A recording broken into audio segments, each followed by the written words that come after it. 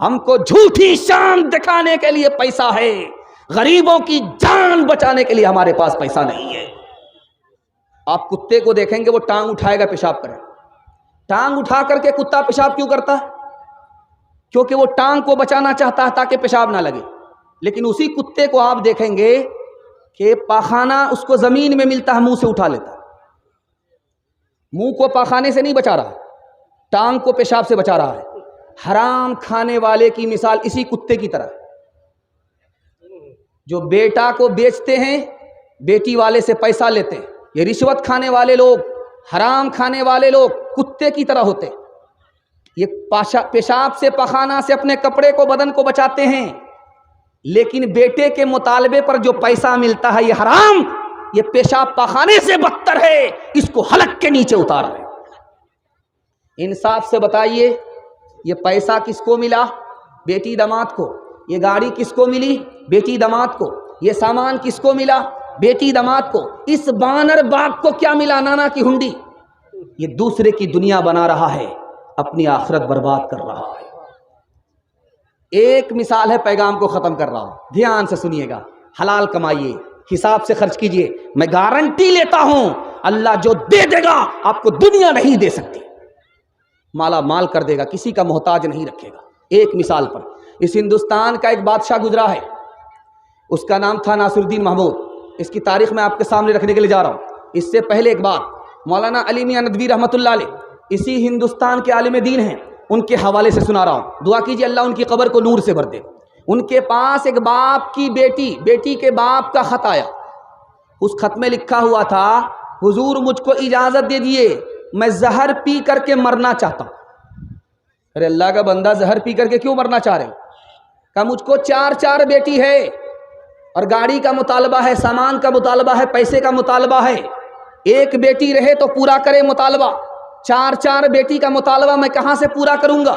بھیک بھی مانگ کر کے لاؤں گا تب بھی مطالبہ پورا نہیں ہوگا، مجھ کو اجازت دے دیجئے۔ اس ذلت سے مر جانا اچھا ہے جس میں سماج آنکھ کے باوجود بھی اندھا ہے، زبان کے باوجود بھی گونگا ہے، پیسہ ہونے کے باوجود بھی غریب ہے، لالچی ہے، کنگال ہے، غریب کو لوٹ کر کے امیر بننا چاہتا۔ خدا کے واسطے یہ ظلم مت کیجئے۔ ہاتھ اٹھا کر کے ایک وعدہ دے دیجئے کہ انشاءاللہ اپنے بیٹے کی شادی فری میں نہیں کریں گے۔ ہاتھ اٹھائیں۔ تیرے صوفے ہیں افرنگی، تیرے قالی ہے ایرانی، لہو مجھ کو رلاتی ہے جوانوں کی تناسانی، عمارت کیا شکو ہے خسروی بھی ہو تو کیا حاصل، نہ زور حیدری تجھ میں نہ استغنائے سلمانی، نہ زور حیدری تجھ میں نہ استغنائے سلمانی، اپنے اعمال بد تے ذلت ملی، ہم کو دنیا سے کوئی شکایت نہیں، تیری رحمت کے سائے میں سب جیتے ہیں، کون ہے جس پہ تیری عنایت نہیں، میرے اللہ ہے ماں سلامت رہے، میرے دل میں کوئی اور حسرت نہیں۔ دو پیغام جوان کے حوالے سے، عورت کے حوالے سے۔ یہ بستی ہے، اسی کے آس پاس میں کہیں قبرستان ہے، آس پاس میں کہیں قبرستان، بستی یہاں ہے، پیچھے قبرستان ہے۔ قبرستان کو ایک صحابی جب بھی دیکھتے تھے 2 رکعت پڑھ لیتے تھے، قبرستان سے گزرے 2 رکعت پڑھ لیا، قبرستان سے گزرے 2 رکعت پڑھ لیا۔ صحابی سے پوچھا گیا کہ آپ قبرستان دیکھ کر کے 2 رکعت نماز پڑھتے ہیں؟ کہ یہ جو قبر کے اندر مردہ ہے اس کے دل میں حسرت ہوتی ہے، کاش کہ مجھے بھی 2 رکعت نماز پڑھنے کا موقع ملتا اور میری نیکی میں اضافہ ہوتا۔ جانتے ایک تلوار ہوتی ہے، تلوار سے سر کٹ جاتا ہے، لیکن ہماری عمر کو تلوار سے کاٹنے والی کون سی چیز ہے جانتے ہیں؟ یہ رات ہے، یہ دن ہے۔ جیسے رات کٹتی ہے میری عمر کو کاٹ دیتی ہے، جیسے ہی دن گزرتا ہے میرے زندگی کے حصے کو کاٹ دیتا ہے۔ دھیان سے رکھیے گا، تیسرا نمونہ آپ کی خدمت میں آ رہا۔ دو ٹنکی ہوتی ہے، ایک میں ٹوٹی ہے، ایک میں ٹوٹی ہے ہی نہیں۔ جس ٹنکی میں ٹوٹی ہے اس کو کھولا گیا، پانی نکلا، اور جب پانی نکل گیا تو بند کر دیا۔